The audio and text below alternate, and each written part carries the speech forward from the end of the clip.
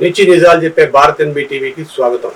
మిత్రులారా, ఒక చిన్న లైక్ వేసుకోండి, వీలైతే ఒక సబ్స్క్రైబ్ చేసుకోండి, కానీ చివరిదాకా చూడండి. ఏపీ అసెంబ్లీ మొత్తం అందరినీ స్పీకర్ని అందరిని పెట్టేసి అసెంబ్లీ మొత్తం ఎవరి వాళ్ళకి ప్రమాణ స్వీకారాలు చేయించి మొత్తం అన్ని 164 మందిని తో కలిపి 11 మంది కలిపి 175 మందిని ప్రమాణ స్వీకారం చేయించారు. ఆ రోజున మన మాజీ సీఎం జగన్మోహన్ రెడ్డి కూడా అసెంబ్లీకి వచ్చారన్న విషయం మీకు అందరూ చెప్పిన విషయమే. ఇంతకుముందు గతంలో వీడియోలో చెప్పుకున్నాం. అయితే ఈ రోజున ఏంటంటే రేపు సోమవారం ఉదయం 11 గంటలకి, అంటే 24th June 24th morning 11 o'clock Modi తన 3వసారి ప్రధానమంత్రిగా పార్లమెంట్ సెషన్స్ ప్రారంభిస్తున్నారు.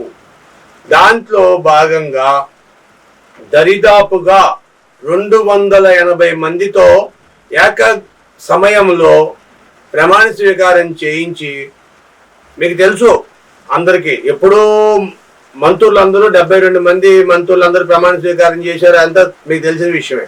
అయితే మిగతా వాళ్ళు ఎంపీలు అందరూ కూడా ఇప్పుడు వచ్చి ప్రమాణ స్వీకారం చేస్తున్నారు.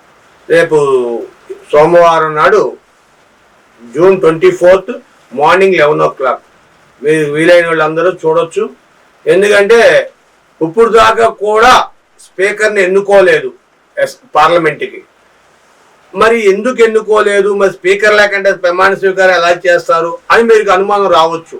స్పీకరే కదా పార్లమెంట్లో చేయించేది లోక్సభలో, మరి లోక్సభలో స్పీకర్ లేకుండా. అయితే మన వాళ్ళంతా చాలా మేధావులు, మంచివాళ్ళు, తెలివైన వాళ్ళు కాబట్టి సీనియారిటీ ప్రకారంగా తీసుకొని ఎవరినో సీనియారిటీ ఉన్నారో వాళ్ళని తీసుకొని ఒక తాత్కాలికంగా ఒక స్పీకర్ని పెట్టేసి ఆ స్పీకర్ ద్వారా ప్రమాణ స్వీకారం తూతూ మంత్రం మమ అనిపించేస్తున్నారు మోదీ గారు.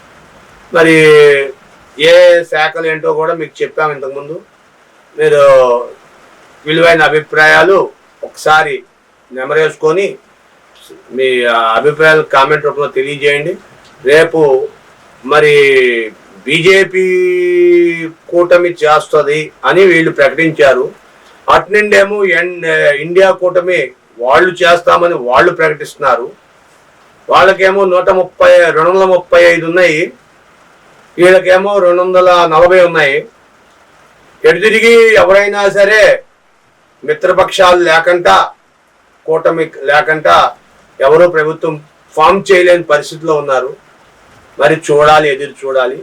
మరి బీజేపీ ప్రభుత్వాన్ని ఎప్పుడు పడేస్తాడో రాహుల్ గాంధీ గారు, కాంగ్రెస్ పార్టీ వాళ్ళు ఎప్పుడు 280కి ఎప్పుడు చేరుతారో అప్పుడు మరి పడేస్తారా, లేదంటే బీజేపీ 5 సంవత్సరాలు పాలన చేస్తారా అనేది మీ విలువైన అభిప్రాయాలు కామెంట్ రూపంలో తెలియజేయండి.